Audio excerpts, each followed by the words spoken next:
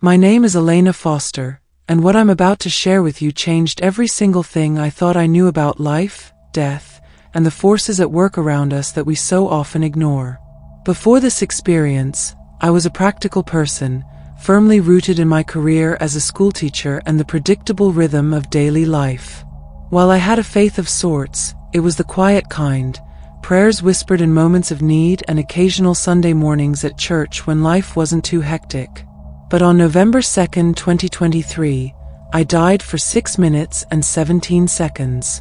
What happened during that time has forever shifted how I see the world, and how I live in it. It was a brisk autumn morning in Charleston, South Carolina.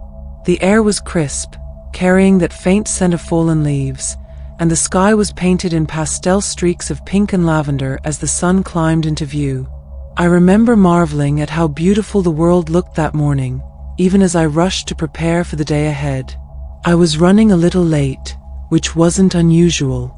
My third graders were rehearsing for a Thanksgiving play, and I'd promised to arrive early to help them practice. I grabbed my bag, a thermos of coffee, and a stack of construction paper for last-minute set changes before hurrying out the door. My husband, Sam, called after me to remind me about dinner plans that evening.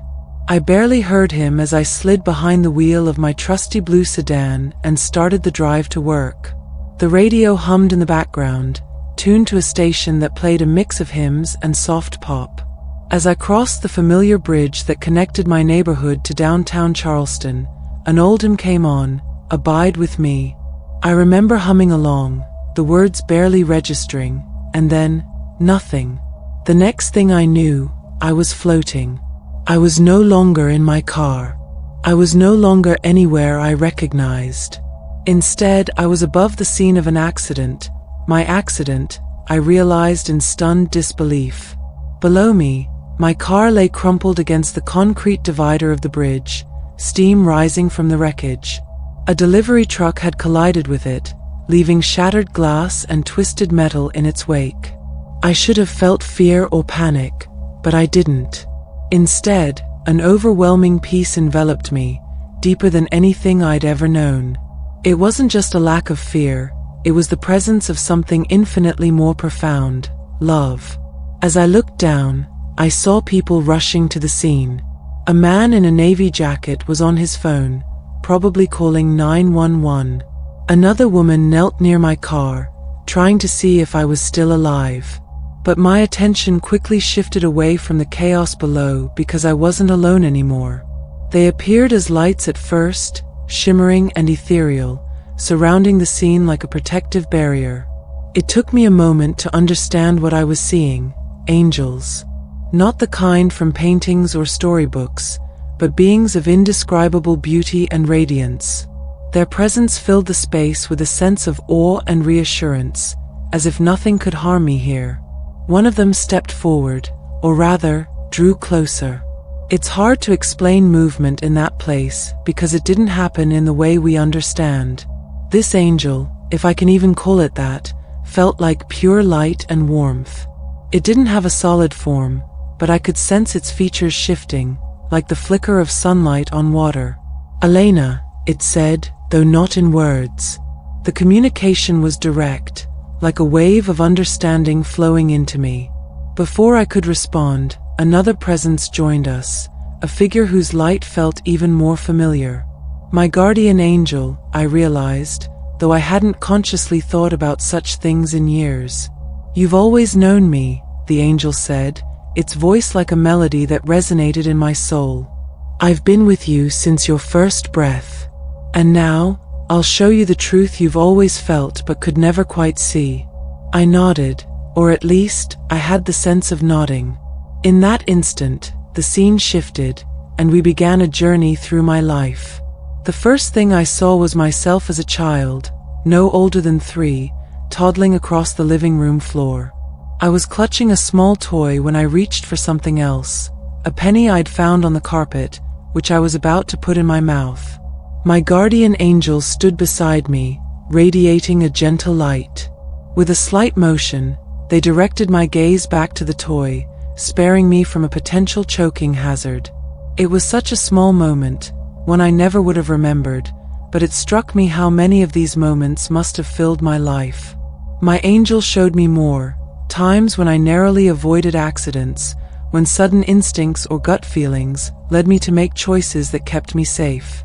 I saw myself as a teenager, arguing with my parents about curfew.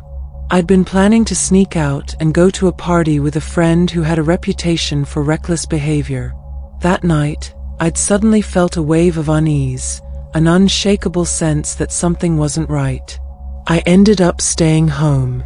Now I saw what I couldn't see then, my angel standing between me and the door, their presence subtly influencing my decision. But it wasn't just the big moments. My guardian angel showed me how they worked in the small, everyday details of my life. I watched as they inspired kind thoughts in the people around me when I was having a hard day.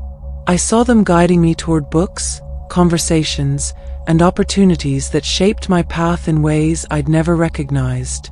The most humbling part was seeing how often they worked through others. Teachers who had believed in me, friends who had offered encouragement at just the right time, strangers whose simple kindnesses had lifted my spirits. All of these were part of a vast, interconnected plan. And then the scene shifted again. Now, my guardian angel said, "I'll show you the greater battle.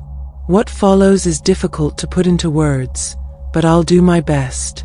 I saw layers of reality unfolding before me, each one more intricate than the last. Our physical world, the one we see and touch, is just the surface. Beneath it were realms of light and shadow, where spiritual forces worked tirelessly to influence our lives. In one layer, I saw angels like my guardian, their light piercing through darkness. They weren't fighting with weapons, but with something much more powerful: love, truth, and hope. Against them were forces of darkness, shadows that twisted and writhed, seeking to harm, deceive, and destroy. These battles weren't abstract. I saw how they played out in our world. Angels worked to protect people during accidents, illnesses, and disasters, guiding them to safety or giving them the strength to endure. They inspired acts of courage and kindness, countering the despair that the dark forces tried to sow. I watched as they worked in hospitals, standing by patients' bedsides, comforting the dying, and strengthening the weak. I saw them guiding doctors' hands during surgeries and whispering insights into the minds of nurses, like an invisible support team working behind the scenes. My guardian angel turned to me and said, "Your work as a teacher has been a partnership with us." Many times, when you felt compelled to speak words of encouragement to a struggling student or adjust your lesson plan on a whim, that was us working through you. I was stunned by the revelation. My role as a teacher, something I had always thought of as purely earthly, was part of this celestial partnership.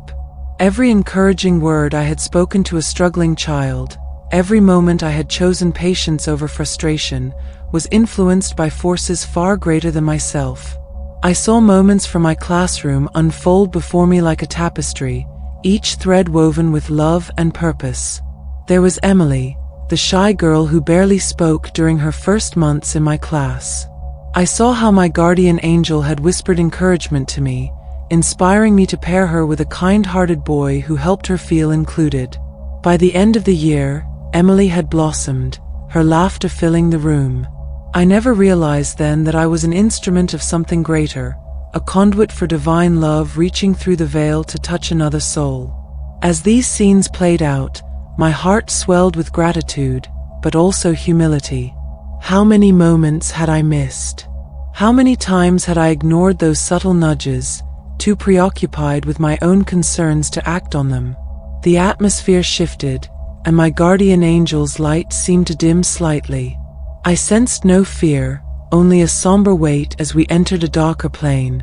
Before me stretched a desolate landscape, shrouded in gray mist. Figures wandered aimlessly, their faces etched with sorrow and confusion. "Who are they?" I asked, though I somehow already knew. "These are the lost souls," my angel explained. "They are not condemned, but they are trapped, unable to see the light, weighed down by their choices and their pain." I was drawn to one figure, a man sitting on the ground with his head in his hands. His form was faint, almost translucent, as if he were fading into the mist. I knelt beside him, though I wasn't sure if he could see me. "What's keeping him here?" I asked. "Guilt," the angel replied. "He believes he is beyond redemption, so he cannot accept the light that surrounds him. The love of the divine is always reaching for him, but he has closed himself off from it."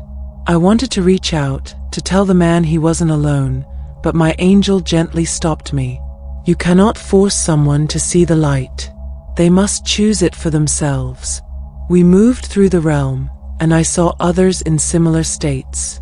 Some were consumed by anger or regret, while others seemed paralyzed by fear. Yet even here, hope was not absent. Beings of light moved among the lost souls, their presence a quiet reminder that redemption was always possible. From the shadows, we ascended into a realm bathed in soft, golden light. It felt like stepping into a vast library, though there were no walls or shelves, only an endless expanse of knowledge and understanding. Souls here radiated a calm, focused energy as they absorbed the lessons of their past lives. "These are the seekers," my angel explained. "They have embraced the light but are not yet ready to move on. They are here to learn, to grow, and to heal." I felt a pull toward one group of souls gathered in a circle. They were discussing their past experiences, their words resonating in my mind like echoes. Each soul was surrounded by a subtle glow that seemed to shift and brighten as they shared their insights. One woman, whose presence felt particularly strong, caught my attention. She was speaking about a lifetime of wealth and privilege, describing how she had neglected opportunities to help others. "I thought my success was mine alone," she said, her tone heavy with regret. "Now I see how much I could have done, how much love I withheld." Her words struck a chord in me. How often had I clung to my own comforts, ignoring the needs of those around me? The lesson was clear: love is not a finite resource, and its true power lies in its ability to multiply when shared. Suddenly, the golden light intensified, and I felt an overwhelming presence enter the realm. It was not just light, but a love so profound it brought me to my knees. I knew without a doubt who it was: Jesus. He didn't appear as I had imagined him in Sunday school paintings.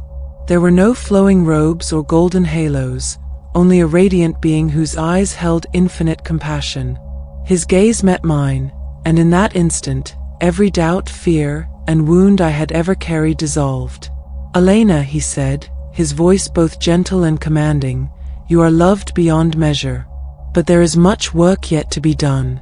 He extended his hand, and as I took it, a flood of images filled my mind. I saw the ripple effects of love, how a single act of kindness could change the course of a life, how forgiveness could break chains of bitterness, and how hope could pierce the darkest shadows. "You were given the gift of life," he continued, "not just for your own growth, but to be a light for others. Your journey is not over." I wanted to stay in his presence forever, but I understood what he meant. My time on earth wasn't finished. There were still lessons to learn and love to give. With a final loving glance, Jesus released me, and I felt myself descending back through the layers of reality. My guardian angels stayed by my side, their light guiding me until I was once again hovering over the scene of the accident. I saw paramedics working frantically to revive me. One of them, a young woman with determined eyes, was performing CPR while another administered an injection. My body looked lifeless, but I felt no fear. Will I remember all of this? I asked my angel. You will remember what you need to, they replied, and you will carry the rest in your soul, where it will guide you. With that, I felt a jolt, and the next thing I knew, I was gasping for air, pain coursing through my chest. The paramedics' voices blurred together as they realized I was alive. It's been a year since that day, and not a moment passes without me thinking of what I experienced. I've returned to my teaching, but with a new sense of purpose.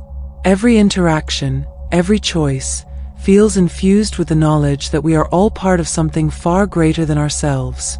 I've shared my story with those who are open to hearing it, hoping to inspire others to seek the light, to love more deeply, and to trust that even in our darkest moments, we are never truly alone. My near-death experience taught me that life is a gift, a sacred journey of love and learning. And though I know my time on earth is finite, I no longer fear death. I've seen the realms beyond, and they are filled with a love that surpasses all understanding.